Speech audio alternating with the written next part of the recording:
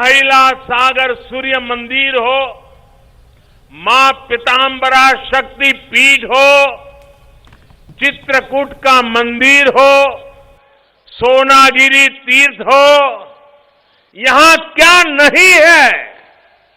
बुंदेली भाषा, काव्य, साहित्य, गीत, संगीत और महोबा की शान देशावरी पान, इनसे कौन आकर्षित नहीं होगा। रामायण सर्किट योजना के तहत यहां के अनेक तीर्थों को विकसित किया जा रहा है। भाइयों और बहनों, ऐसे ही अनेक कार्यक्रमों से डबल इंजन की सरकार इस दशक को बुंदेलखंड का उत्तर प्रदेश का दशक बनाने में जुटी है। इस डबल इंजन को आपके आशीर्वाद की शक्ति मिलती रहेगी। इसी विश्वास के साथ मैं आप सबकी इजाजत लेकर के यहां से अब झांसी के कार्यक्रम के लिए रवाना होने वाला हूं। आप इतनी बड़ी तादाद में आकर के हम सबको आशीर्वाद दिए, इसके लिए मैं हृदय से आपका बहुत बहुत आभारी हूं। मेरे साथ बोलिए भारत माता की, भारत माता की, भारत माता की। बहुत बहुत धन्यवाद। बहुत बहुत धन्यवाद। एक बार जोरदार तालियों के साथ अभिनंदन, वंदन, स्वागत। परम आदरणीय श्रद्धेय यशस्वी माननीय प्रधानमंत्री महोदय जी ने अपने उद्बोधन आशीर्वचन से हम सभी को अन्वित किया। जोरदार तालियों के साथ। तो उत्तर प्रदेश के महोबा में वज़ीर-ए-आज़म नरेंद्र मोदी प्रोग्राम से खिताब कर रहे थे। और अब आइए आगे बढ़ेंगे और बात करेंगे किसान कानून वापसी की।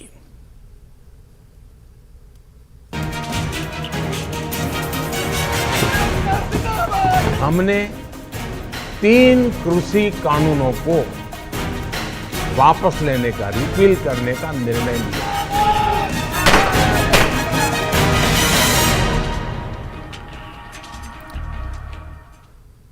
वज़ीर-ए-आज़म मोदी ने कौम के नाम खिताब करते हुए बड़ा ऐलान किया है। उन्होंने तीनों ज़राई कवानीन को वापस ले लिया है। वज़ीर-ए-आज़म मोदी ने कहा कि हुकूमत इस बार के पार्लियामेंट सेशन में तीनों ज़राई कवानीन को वापस ले लेगी और आइंदा सेशन में इस बारे में जरूरी अमल मुकम्मल किया जाएगा। उन्होंने कहा कि हमारी हुकूमत लाख कोशिशों के बावजूद कुछ किसानों को समझा नहीं पाई। उन्होंने कहा कि मुल्क के बाशिंदों से माफी मांगता हूं कि हमारी ही कोशिश में कोई कमी रही होगी। वज़ीर-ए-आज़म ने मुजाहिरीन किसानों से कहा कि गुरु पर्व के मौके पर आप अपने घर और खेत पर लौटें। अपने खिताब में पीएम ने कहा कि मरकज के ज़राई बजट को 5 गुना बढ़ा दिया गया है। उन्होंने कहा कि हमारी हुकूमत ने किसानों के खाते में 1 करोड़ 62 लाख रुपए डाले हैं। इसके साथ ही 22 करोड़ सॉयल हेल्थ कार्ड तकसीम किए गए हैं। वज़ीर-ए-आज़म मोदी ने कहा कि हमारी हुकूमत किसानों के मफाद में मुसलसल काम कर रही है। वज़ीर-ए-आज़म नरेंद्र मोदी ने आज तीनों ज़राई कवानीन को वापस लेकर यह साफ कर दिया है कि मरकज की जानिब से किसानों के मफाद में बताया जाने वाला ज़राई कानून पंजाब और उत्तर प्रदेश में होने वाले इलेक्शन के मद्देनजर घुटने टेक चुका है। वहीं दूसरी जानिब अपोजिशन का कहना है कि इलेक्शन में शिकस्त का खौफ बीजेपी को सताने लगा है। इस महीने के अंत में शुरू होने जा रहे संसद सत्र में, इसी महीने में हम तीनों कृषि कानूनों को रिपील करने की संवैधानिक प्रक्रिया को पूरा कर देंगे। वज़ीर-ए-आज़म नरेंद्र मोदी ने आज कौम के नाम खिताब के दौरान तीनों ज़राई कवानीन को वापस लेने का ऐलान किया।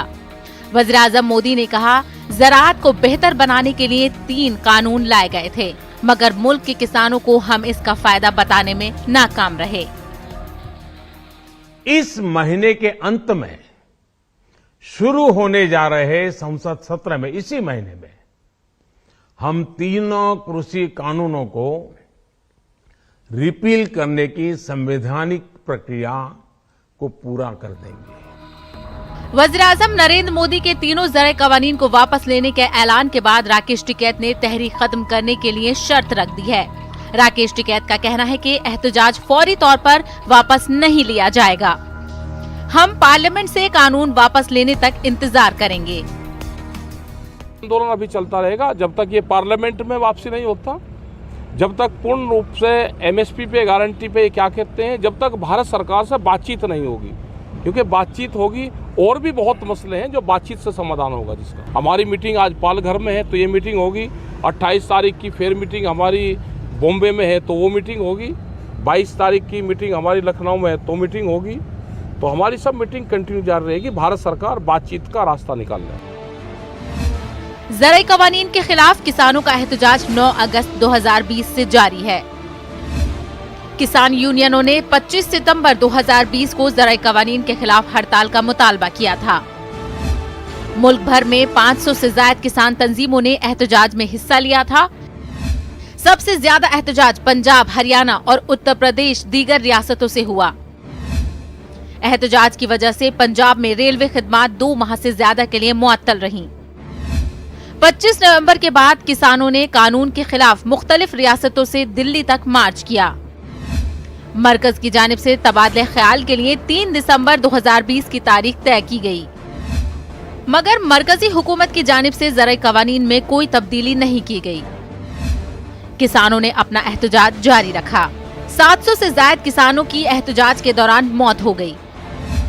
जून 2020 के वस्त में ज़राई मसनूआत फरोख्त, ज़ख़ीरा अंदोज़ी, ज़राई मार्केटिंग और ज़राई इस्लाहात से मुतालिक मुआहदे से मुतालिक 3 फार्म ऑर्डिनेंस नाफिज किया गया।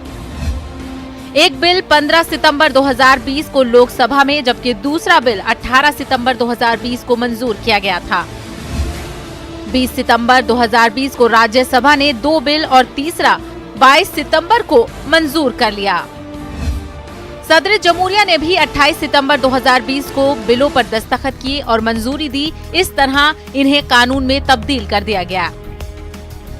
ज़राई कवानीन की वापसी पर किसान तहरीक को मुबारकबादें मिल रही हैं। वहीं अपोजिशन ने तनकीद करते हुए कहा कि आखिर किसानों के सामने मोदी हुकूमत को झुकना पड़ा है।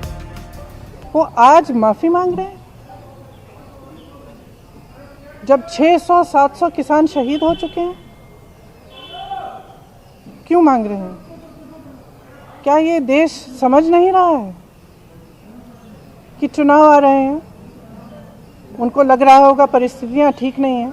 विधानसभा के चुनाव जो हैं उनका सर्वे आया है, उसमें उनको दिख रहा है कि परिस्थितियां ठीक नहीं हैं।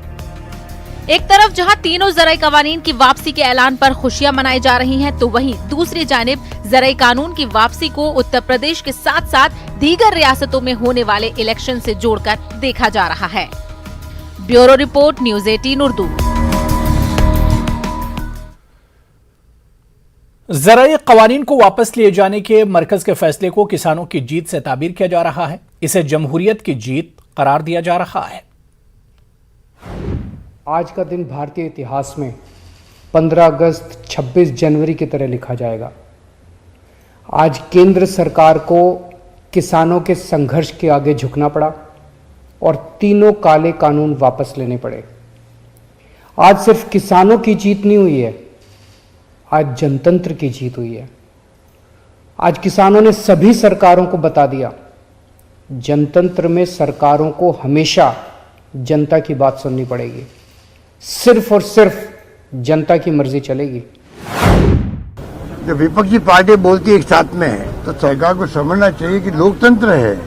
लोकतंत्र में जब विपक्ष क्या चाहता है, पब्लिक क्या चाहती है, वो असेसमेंट नहीं कर पाए और जैसा कि इनके प्रकृति के अंदर है, ये अहम घमंड में रहे और प्रधानमंत्री जी को मजबूर होकर आना पड़ा, देशवासियों को संदेश देना पड़ा। 3 काले कानूनों को जिनका हमारी विधानसभा ने पहले ही खारिज कर दिया था, उनके ऊपर उनको वापस लेने की घोषणा करना पड़ी। ये मैं समझता हूँ देश के किसानों की बहुत भारी शानदार विजय है। लोकतंत्र में संवाद की इस भाषा का इस्तेमाल करते हुए तीनों कृषि कानून को वापस लेकर के जो ऐतिहासिक कार्य किया है, मैं इसके लिए उनके इस कदम का हृदय से स्वागत और अभिनंदन करता हूं। किसानों की आमदनी को बढ़ाने के लिए इस प्रकार के कानून महत्वपूर्ण भूमिका का निर्वहन कर सकते हैं। प्रधानमंत्री जी का निर्णय था और केंद्र सरकार ने पार्लियामेंट में लाया, इसको पास किया, 3 कानून बनाया और आज प्रधानमंत्री जी ने स्वयं इस बात की घोषणा कर दी है कि अब अगले सेशन में हम लोग इसको विड्रॉ करेंगे, समाप्त करेंगे। तो ये निर्णय तो उन्हीं का है, तो इस मामले पर तो कोई प्रतिक्रिया हो नहीं सकती है। उन्होंने खुद ही अपना विस्तार से कह दिया कि हमने कोशिश की, लोग समझे नहीं, कई तरह की बातें कह दी, तो सब चीज तो स्पष्ट है। इसलिए उस मामले पर हम लोगों की क्या प्रतिक्रिया होगी? तो जो उन्होंने किया उसके बाद उनका ये मन हो गया कि अब इसको हम वापस कर लेंगे और जिसका ऐलान उन्होंने कर दिया, तो अब उसके बाद कोई प्रतिक्रिया थोड़ी हो सकती है। मरकजी वज़ीर ज़राअत नरेंद्र सिंह तोमर ने दोहराया कि मरकजी हुकूमत ने हमेशा किसानों की फलाह बहबूद के लिए काम किया है। वहीं कांग्रेस लीडर प्रियंका गांधी ने कहा कि किसानों को आंदोलनजीवी और दहशतगर्द कहने वालों की नीयत पर यकीन करना मुश्किल है। एसपी सरबराह अखिलेश यादव ने इलेक्शन में शिकस्त को खौफ बीजेपी को सताने लगा है, इस वजह से सरकार ने ये कदम उठाया है। हम लोगों ने चर्चा का रास्ता अपनाया, उनको समझाने की कोशिश की, लेकिन फिर भी हम सफल नहीं हुए। इसलिए प्रधानमंत्री जी ने आज गुरु नानक देव जी के प्रकाश पर्व के अवसर पर इन 3 कानूनों को रद्द करने, रिपील करने का जो निर्णय किया है वह निश्चित रूप से स्वागत योग्य है।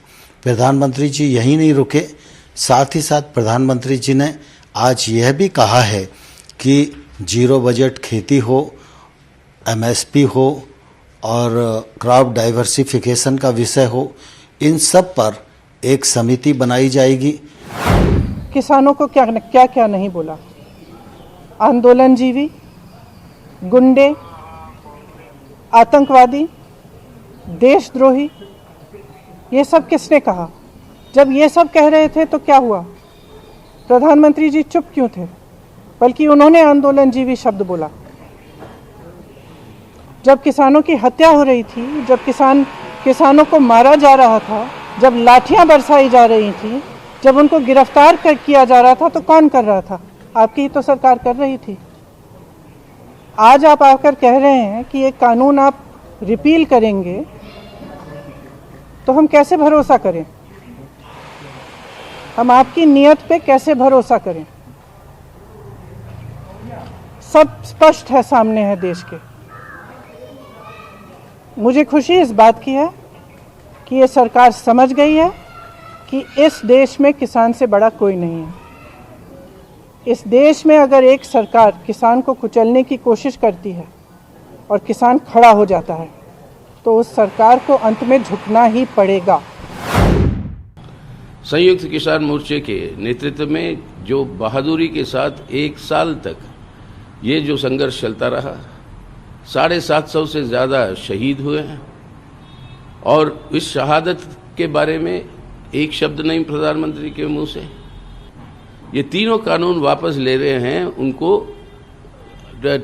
उतरना पड़ा उनकी घमंड से कि 1 साल तक यही बोलते रहे कि नहीं, वापस नहीं होंगे। अब उनको करना पड़ा, शायद चुनावों को ध्यान में रखते हुए। असदुद्दीन ओवैसी ने कहा है कि मोदी हुकूमत की हठधर्मी से 700 किसानों ने जानें गंवाई। एसपी सरबराह अखिलेश यादव ने मोदी कहा कि इलेक्शन में शिकस्त का खौफ बीजेपी को सताने लगा है। वहीं नवाब मलिक ने कहा कि किसानों के एहतजाज को खारिज करने वालों को आज शिकस्त तस्लीम करनी पड़ी है। मैं देश के सभी किसानों को बधाई देना चाहता हूं, जिनके संघर्ष से और जिनके लगातार आंदोलन और 3 काले कानून के खिलाफ उन्होंने जो आंदोलन छेड़ा, और उसका परिणाम ये है कि आज 3 काले कानून वापस लिए गए हैं। ये फैसला बहुत देर के बाद हुआ है, बहुत देर लगा दी मेहरमा आते आते, ये मैं शुरू से कह रहा हूं, ये सरकार डरती है जब जनता रोड पर निकलकर प्रोटेस्ट करती है। और ये दूसरा एग्जाम्पल है कि पहले तो CNRC का प्रोटेस्ट आपने देखा कि पूरे देश में मुसलमानों के साथ सेकुलर लोग ठहरे, अभी तक रूल्स नहीं बने उसके। दूसरा ये किसानों का आंदोलन, तो ये यकीनन किसानों के आंदोलन की, किसान के तमाम किसानों की ये कामयाबी है। आज से तीनों कानून इस देश में नहीं रहेंगे। सबसे पहले मैं वो तमाम किसान भाई जो 1 साल तक डटे रहे, कितने भी प्रयास किए गए, चाहे उन पर कीलें बिछाई गई, लाठियां बरसाई गई, खालिस्तानी आतंकवादी होने का आरोप लगाया गया, पूरी तरह से डटे रहकर पहली बार 7 साल में मोदी सरकार को झुकाने का काम किया है। एक बड़ा संदेश देश में गया कि देश एकजुट हो तो कोई भी फैसला बदला जा सकता है। हमें लगता है कि आज की जो सरकारी घोषणा है, जिसे स्वयं प्रधानमंत्री जी ने घोषित किया, तीनों कानून को रद्द करने का, यही बात हम बार बार कहते थे कि सरकारों को कानून बनाने का अधिकार है तो रिपील करने का भी अधिकार है। चलिए यहां पर रुकेंगे फिलहाल छोटे से ब्रेक के लिए।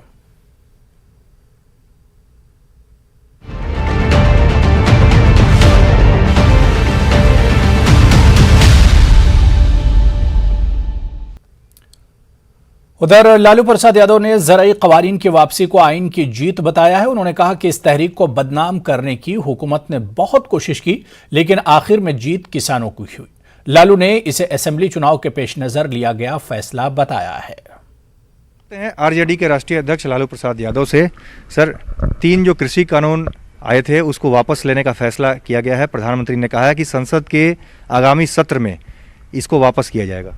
विश्व का सबसे लंबा और शांतिपूर्ण सत्याग्रह हुआ अपने देश में किसानों ने किया, बिना खून खराबी के अपना बलिदान दे करके लोगों ने सत्याग्रह किया। सरकार उनके आंदोलन को बदनाम करने के लिए बहुत कोशिश किया कि खालिस्तानी घुसा है, पाकिस्तानी घुसा है, आतंकवादी है, और लोगों को जेल ले जाना, खदेड़ना, चेंज करना, ये सब देश ने देखा है। आज किसान भाइयों के मामले में चूँकि लोकतंत्र है, संविधान है, पीएम मोदी ने कवानीन को वापस लेते हुए किसानों से घर जाने की अपील की। इस ऐलान के बाद गाजीपुर बॉर्डर पर हलचल तेज हो गई है। किसानों ने पीएम मोदी के फैसले का खैर मकदम किया। हमारे नुमाइंदे ने किसानों से बातचीत की। मैं गाजीपुर बॉर्डर पर मौजूद हूँ। देश के प्रधानमंत्री ने आज देश को संबोधित किया और ये कहा कि हम किसी बिल वापस लेते हैं। इसको लेकर गाजीपुर बॉर्डर पर हलचल तेज हो गई है। 1 वर्ष पूर्ण होने में कुछ ही दिन शेष रह गए थे। हम बात करते हैं, किसानों के बड़े नेता हैं, चौधरी राकेश टिकैत जी के साथ भी रहते हैं। क्या कहना है रमेश जी आपका इस बारे में? देखिए, प्रधानमंत्री जी ने जो घोषणा करी, भले ही वो देर से करी, हम उसका स्वागत करते हैं, ठीक है। और आदरणीय प्रधानमंत्री जी से एक प्रार्थना भी करते हैं कि आप अपने सलाहकार मेरे कहने से जरूर बदल दो।